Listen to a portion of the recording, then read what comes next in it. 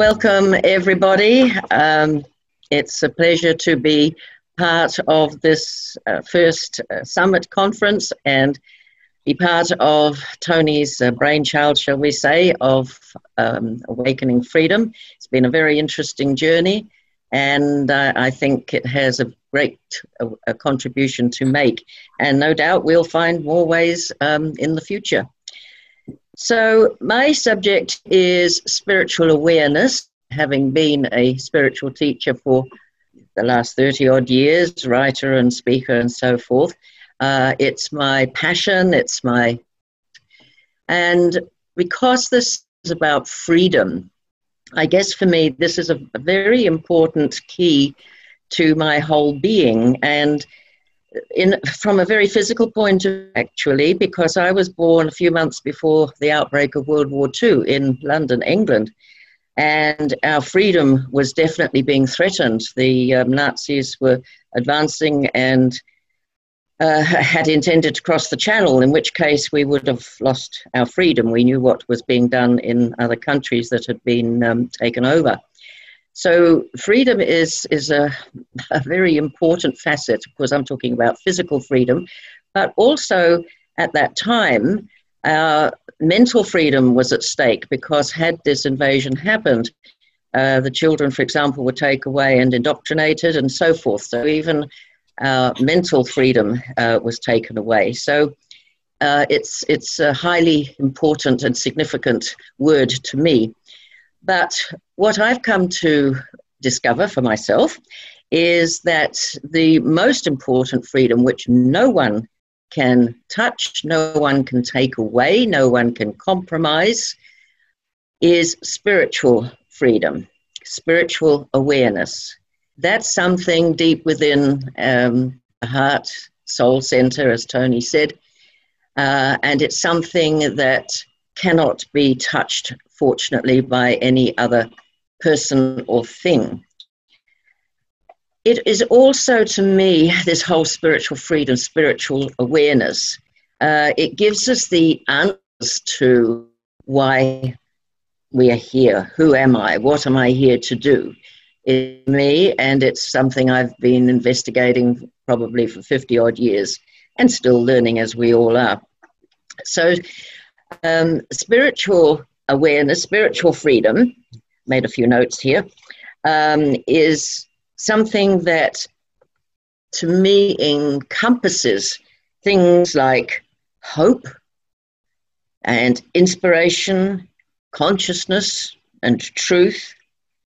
And it is the key to being totally free, is being spiritually aware of who we are and what our possibilities and our potentials are. The great block, I think, to our freedom, one of the greatest blocks, shall we say, today, is worry. People are worried about what if this happens, what if the government does this, what if the world does this, etc., etc. And that's one of the biggest blocks. But by becoming spiritually aware, I can speak for myself and those who share my views, we find that we're able to take sort of a higher perspective, a bird's eye view, if you like. And so we're then free to perceive more correctly from the bigger picture, shall we say. By taking this spiritual or this higher viewpoint, we are making ourselves free from any interference of thoughts, of worries, concerns, what ifs, and even our belief systems that are registered, of course, in the conscious mind. So to me, this is spiritual awareness.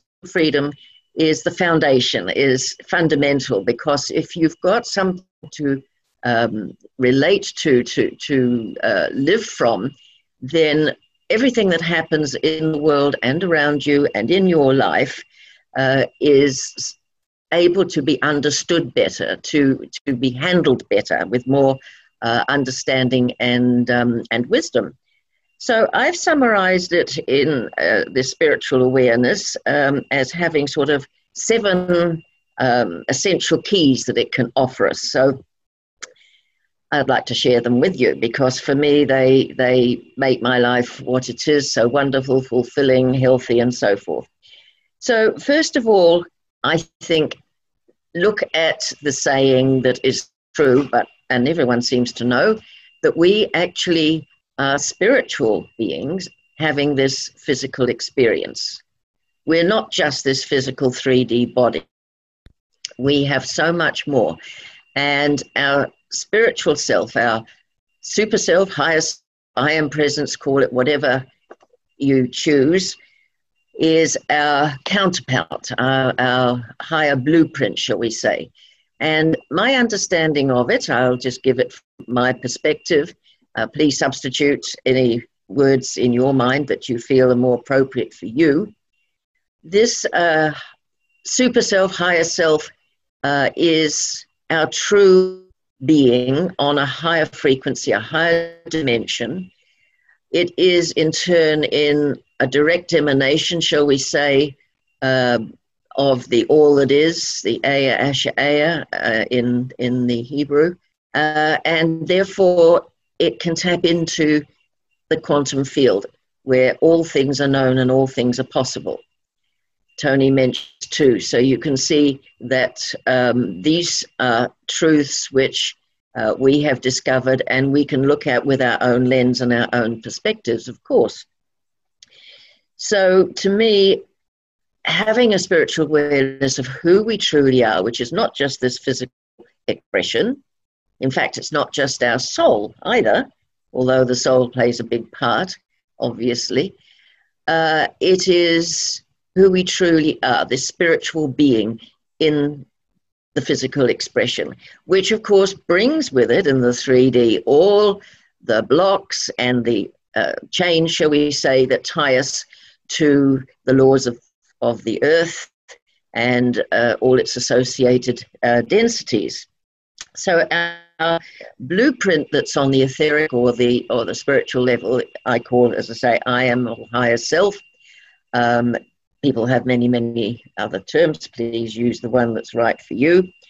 And gives us this ability, when we look at it, to say, if that's the real me, then my expression here in a physical form with all the 3D limitations of thoughts and belief systems and conditionings that we've all had right from birth, every single one of us, by those around us. Our subconscious has registered everything that other people taught us or lived by in those particularly first 7 years. This is known, of course, very well, that so we're actually programmed by other people's beliefs and thoughts in those first 7 years. And it's only as we mature, we develop, shall we say, the freedom to think for ourselves. Now, some people don't bother. They just simply carry on because it's familiar, it's comfortable, shall we say, to know what's expected and how to behave and so on. But for a lot of us, and I'm sure for the people who are interested in this whole theme and this whole summit, are people who are thinking for themselves, who are wanting to stretch out and understand more about life.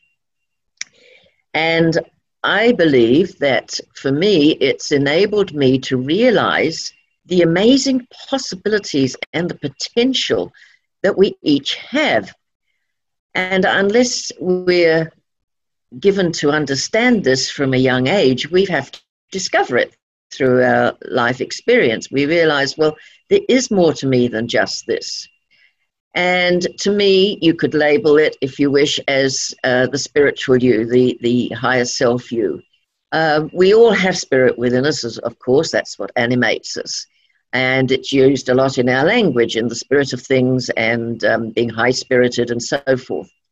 So spirit is what acts as I say, in the physical form. So we all have it. But to me, it means that we have possibilities, as I say, and potentials that are just waiting for us to tap into and bring them down into physical reality. It seems that for most people, when they're born, unless they are coming in as an advanced being, have to learn this process. It's not natural. Although, if you look at children, they're usually quite free in the first few years. Anything's possible. They're free from fear. That's why we have to protect them from things that might hurt them and so forth. They've got that free spirit. But gradually that has to get tempered to fit into this 3D world. So true freedom is that I'm a spiritual being having a human experience, as are you and everyone, I believe, on this earth. It means to me that we can choose then, from this higher perspective, to live with some of the gifts, shall we say, of knowing this fact. The gifts, for example, of unshakable peace, inner peace, peace of mind, that inner calmness, that inner sense of wonder, that sense of hope in the face of anything that besets us. And for me, I'm discovering more and more it's a state of permanent happiness or contentment, which I'm proving more and more in my life, and realizing that we had this as babies and as small children. We just got lost on the journey of life, and we can reclaim that. We can start living from that inner sense of happiness, which nothing can shake. Many, many years ago, decades ago, when I was starting on my sort of conscious spiritual journey, I was given the recommendation, meditation, to learn to be the calm in the eye of the storm. I didn't fully understand it back then. I've come to, obviously, since. And being a very emotional Scorpio, that's quite a learning, actually. And it took quite a lot of discipline and practice to become that. But to me, that is the potential of having this spiritual perspective, of knowing that we can become that. It isn't that we don't react, of course, emotionally to life's challenges. We're human. And so we will always do that.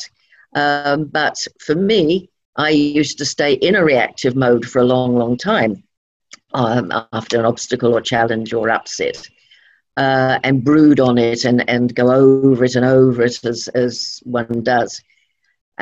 What I'm finding now is that, sure, I can react to something, but then I take this higher viewpoint, this spiritual perspective, and look at it as either a learning or a lesson or a gift, or just playing out some karmic thing that I needed to experience. There's many ways of looking at it. And so then I could regain my sense of calm and peacefulness, and handle life in a way that gives me joy and wonder and, yes, miracles. Many people now are getting to see my little labor of love, my book, which seems to be helping a lot of people. I will hold it up. I can't see the screen, but I'm hoping you can see it. It's called The Miracle Effect, and it's won a couple of international awards, so I'm very thrilled that some of the very practical and common sense, I call them common sense, tools and techniques in it are helping people along the way and acting as reminders, because gosh, don't we all need reminders? And there's a saying I heard once, which I just love, and I use it to remind myself, and that is, live life like you wrote it. In other words, if you're writing, and I believe we are, the script of your life, day by day, actually, moment by moment, you're not only the person, the actor playing out this life, but you're also the producer, the writer, and the director, which means we can live the kind of life that we choose. And having this understanding that I've got that potential and possibilities, the power that I can bring to be able to do this is just amazing. And you just feel energized and know that if you don't like something, you have the power to change it rather than just suffer it and so forth. And sadly, a lot of humanity are just existing, aren't they? They're just surviving, they're working, they're playing, they're procreating or whatever it is. And life is just almost a Groundhog Day existence. Well, not for me. I think we have the potential to enjoy so much more. And a key to this, I'm sure you've heard it, but I will mention it again because I don't think you can mention it too many times. A key for this continuation of the state of life that you really wish to experience day by day is the law of gratitude. And Tony mentioned there are universal laws. Of course there are. There are hermetic laws and the laws of nature and so on. But there's also what I call universal laws that apply to us as human beings in this physical form. And just out of interest, if anyone is interested, I've compiled a little booklet.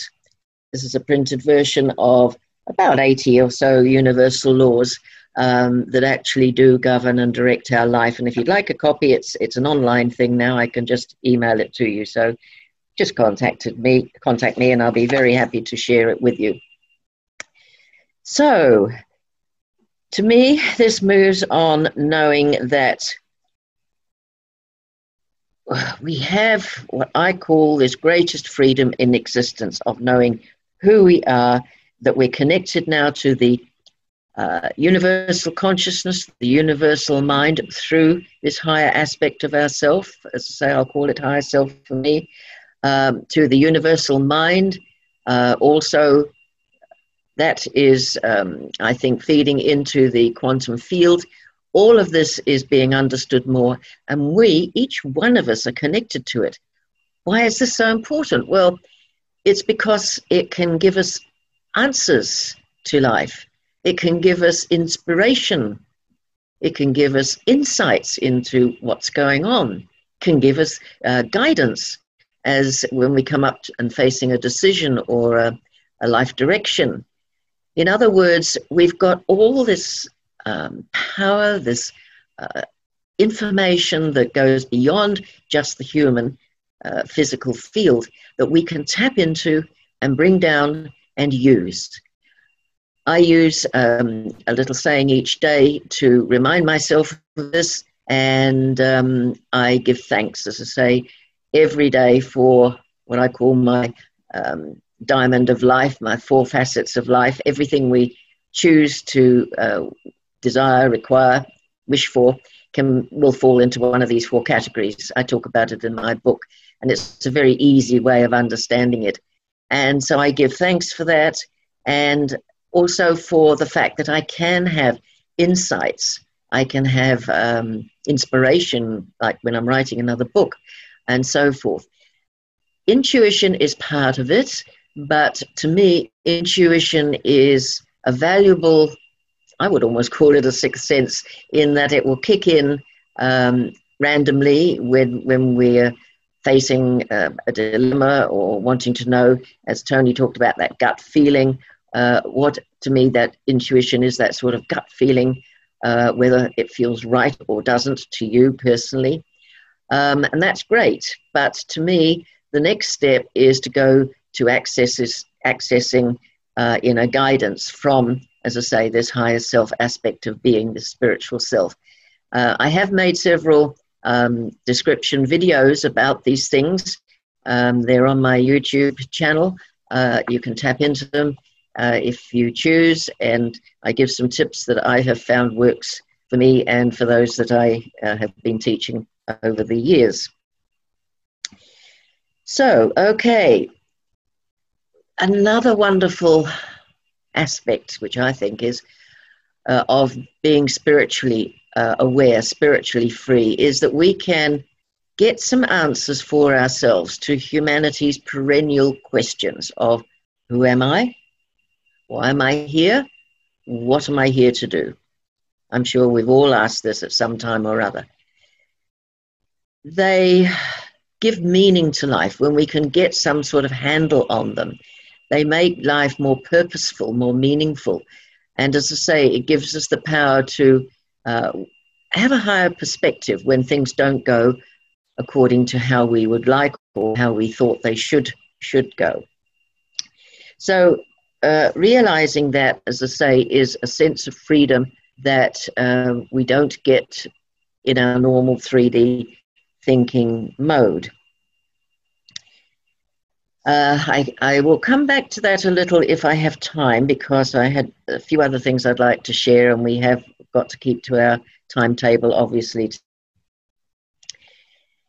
So, spiritual awareness, awakening to our true self, means that we can live life in a way that is more helpful and more in service to other people, because to me, service is a key. We're not an island. As Tony was describing, we're all part of the oneness. And so whatever we do for someone else is helping everybody. Whatever we do for ourselves, if it's done in the right intent, is helping the whole mass consciousness. And it gives us this feeling that I can be of use. I do have a purpose here. I'm not just a sort of a blip in the timeline, and once I'm gone, that's it. I feel that if we can, for me, this is my version, if we can leave a legacy when we transition, that I might have helped people along their way in some way or other. It can be quite small, doesn't matter. And I can leave the world maybe a tiny, tiny bit better for my having been there. Then to me, that's a life well lived. And I know that there's been research and books written about people's main regrets when they know they're dying.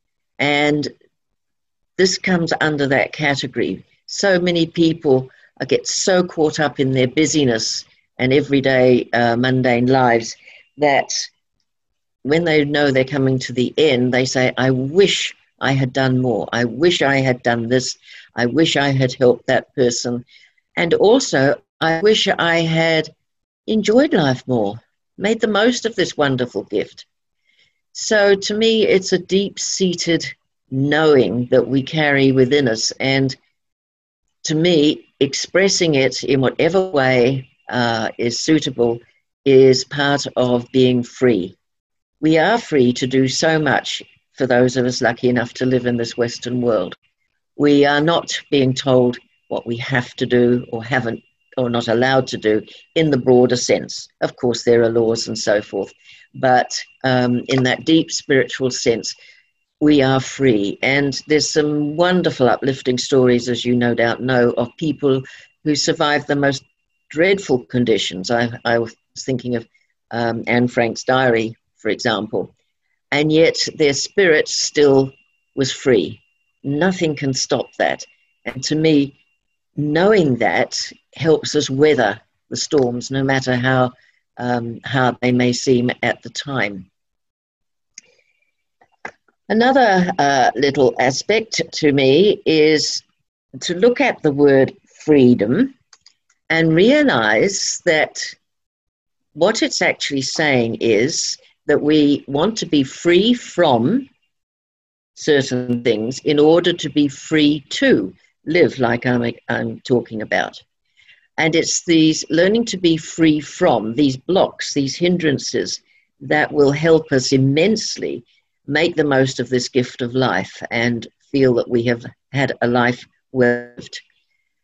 These blocks come, as I've already mentioned, from the beliefs and conditionings that we've all had in our first 7 years particularly, and also still carry. Obviously, some of them work for us, so that's good. But it's useful, I have found, and neuroscience is backing me up on this, to investigate what beliefs might you still be operating from in your subconscious mind that actually don't serve you, or they're not your truth anymore. A friend and colleague of mine, Dr. Bruce Lipton, has put out some amazing videos on the subconscious mind and how to reprogram it, how to get rid of these beliefs and these conditioning, shall we say, that don't serve you anymore. Neuroscience says that, and I think Tony mentioned this, that the subconscious mind actually governs and directs 95% of our lives. That's huge. So it's only when we're in a conscious mind mode for 5% of the time that we're actually creating, we're actually directing our lives, shall we say. As soon as we think and get distracted with ordinary business of everyday life, our subconscious mind kicks in by default. So whatever's in there is going to take over. Now, the subconscious cannot determine whether this is good for you or will make you happy or not. It's the replays what has been put there, what has been recorded. So knowing this, to me, is a very freeing concept, and something that for me has been well worth looking to, and I'm sure you will find it useful too, because we've all got them, haven't we? We've all got these beliefs and programs running there. Being aware of them then means, of course, that we can do something about it. So I know we're coming towards the end of my time, but I'd just like to finish by saying that there's a decree that I use, which to me states who I am and what my potential is, which I'd like to share with you. It's been around for a long time. I learned it in the 80s. I don't know the source of it exactly, but it simply states our potential and our connections by saying that the I am is the name given to our super self, our super conscious self, if you will. And it goes like this: I am all that I am. I am one with the universal consciousness. I am one with the universal mind. And I am one with all life forms. They are one with me. I am love. I am light. I am peace. I am. I have worked with this, as I say, for over 30 years or more.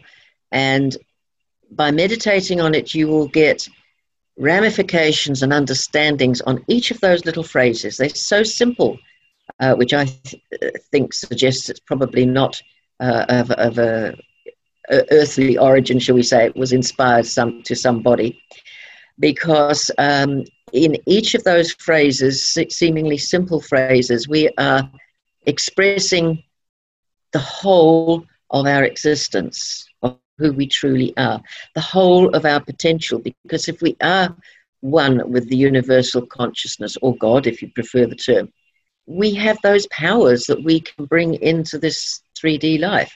If we're one with the universal mind or the infinite mind, it means what we can think, we can manifest. That's, of course, mind power, and those sorts of things have been around now for a long time. And so it's been proven over and over again.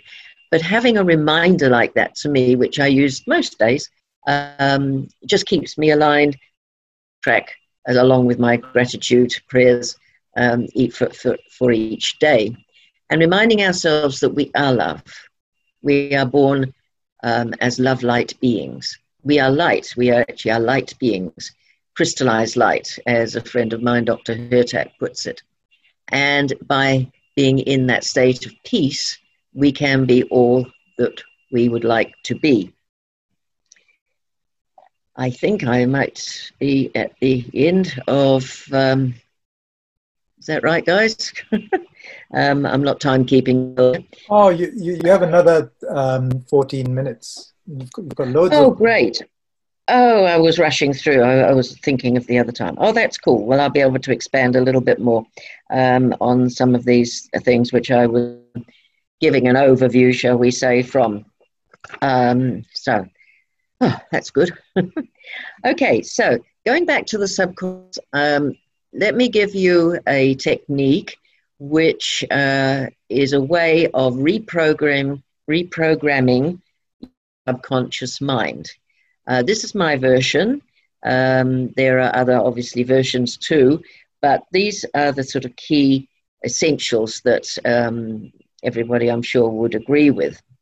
First of all, if something's not working in your life, you're not achieving what it is you desire, or living the life as I say, like you wrote it. You're not manifesting what you would really choose to or like to, whether it's in the term fields of the physical health and well-being, whether it's material like money or opportunities, whatever form it takes, it doesn't matter. Have a look at, see if you can find what sabotage program is going on within your subconscious. Because if you're doing all the right things, and there's many, many books and videos out there now giving you tips for manifesting. I've made a series of myself and giving what I call the miracle words and how to use it. I'll come back to that in a moment and tell you what it is if you haven't seen them. If things aren't going in the way that you are focusing on and would choose, then it suggests there's sabotage program or programs going on. So one of the tips is to think back as far back as you can to childhood in relation to that particular thing you're wishing to manifest. What did you hear? What did you witness? Let's use an example that's easy. Money. Most of us have had this at some time or other. You wish to be, have some more money or more means of easier living and so forth. Think back to your childhood, to very young childhood, as far back as you can remember. What were some of the things you heard said? For example, and these are ones I heard, so I've had to work through this. Oh, there's not enough to go around. Money doesn't grow on trees. Oh, it's very scarce money. There's just not enough. You can only have money if you work really hard. And this is another priceless one. Oh, those people who are rich, they can't possibly be spiritual, which of course is crazy. It's the attachment to money that's not advised. It's not the money itself, which is simply a form of energy exchange.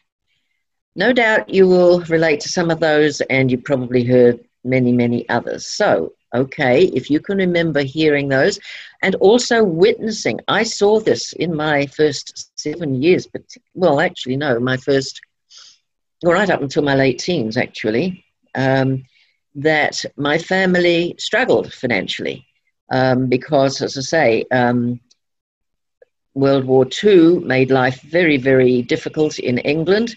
You had to be very frugal. You couldn't even get basic things with ease. I remember our ration for eggs, for example, was to have one a month.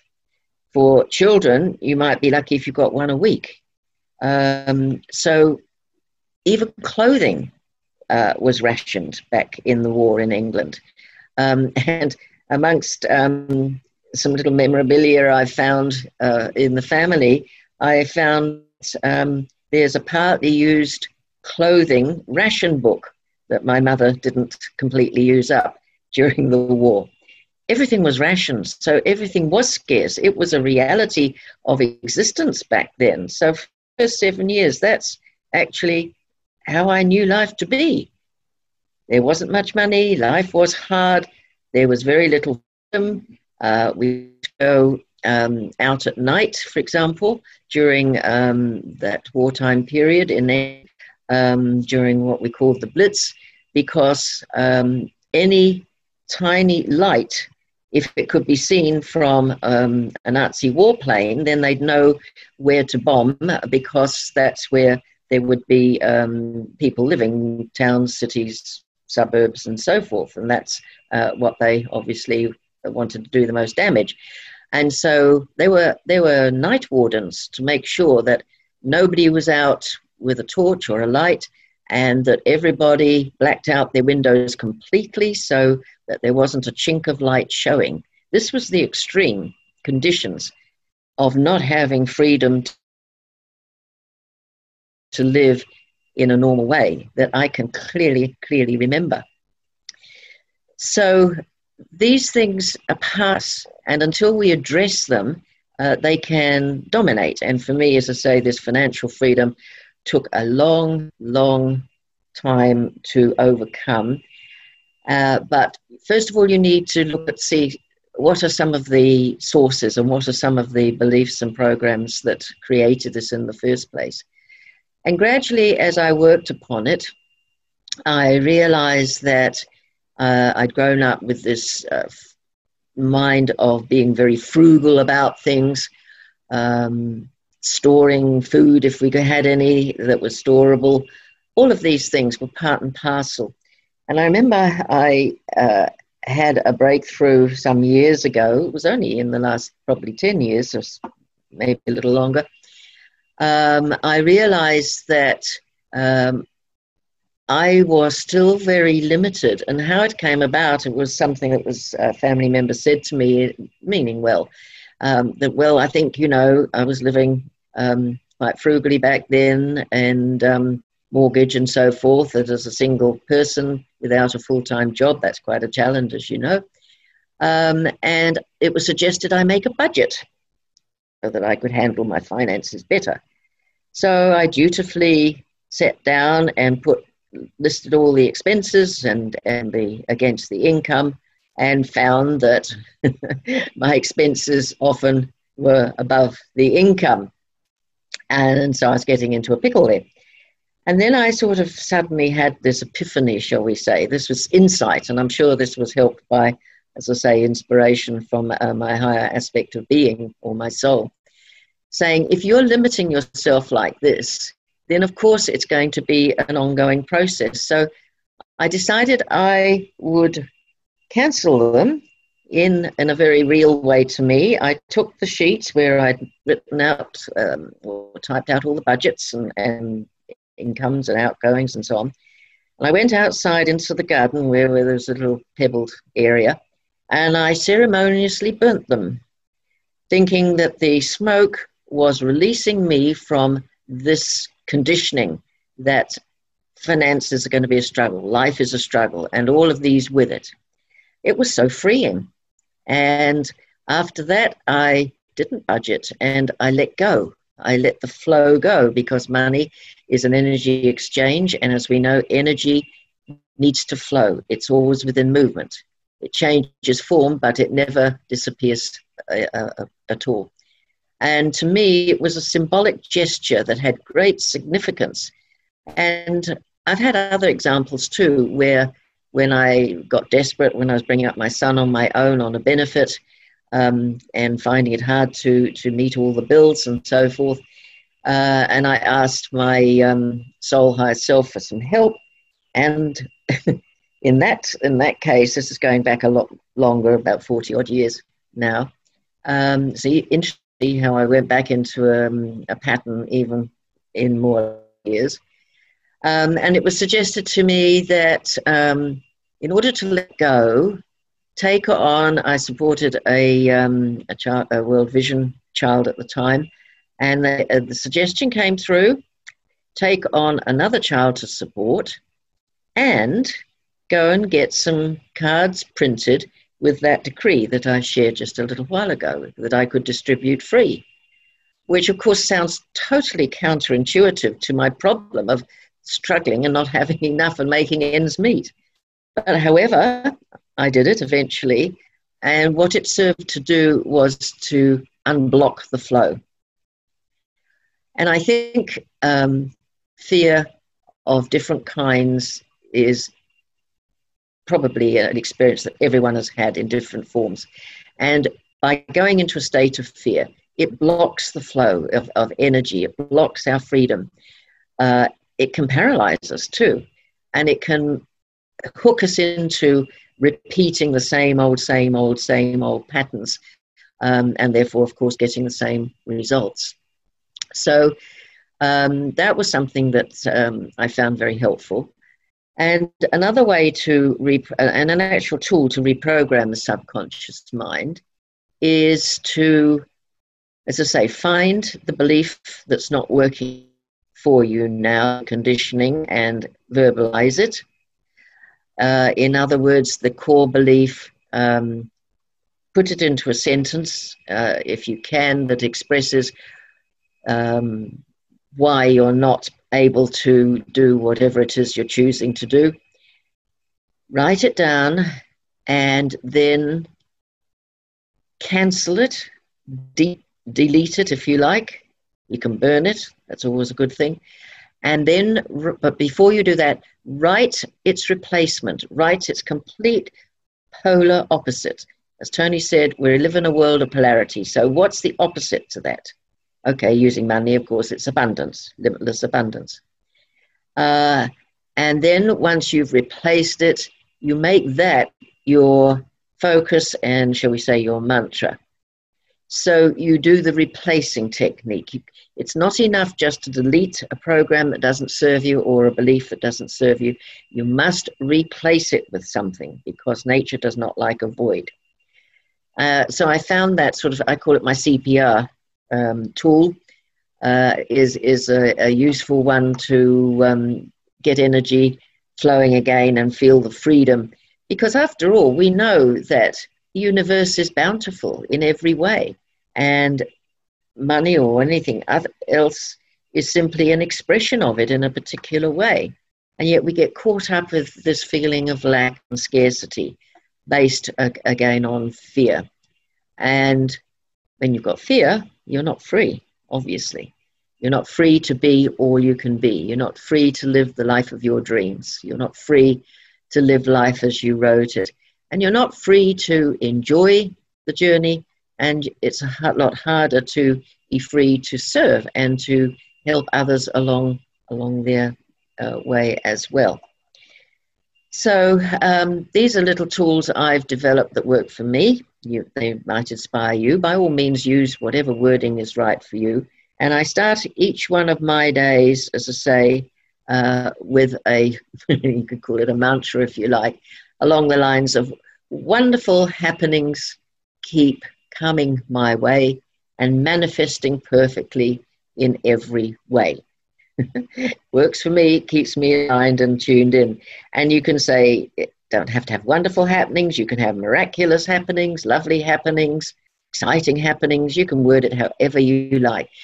But the beauty of having something like that to use at the beginning of each day, along, as I say, with my gratitude process, keeps me aligned. And it works, of course. We know the mind directs your life. We know that. The mind is all powerful.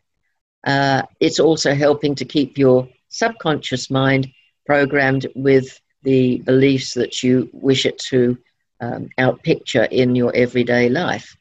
So I hope that some of these little tips may inspire you to find your own methodology, shall we say, your own best way to live in freedom and truth and love and joy and all of these great things, which I believe is our birthright.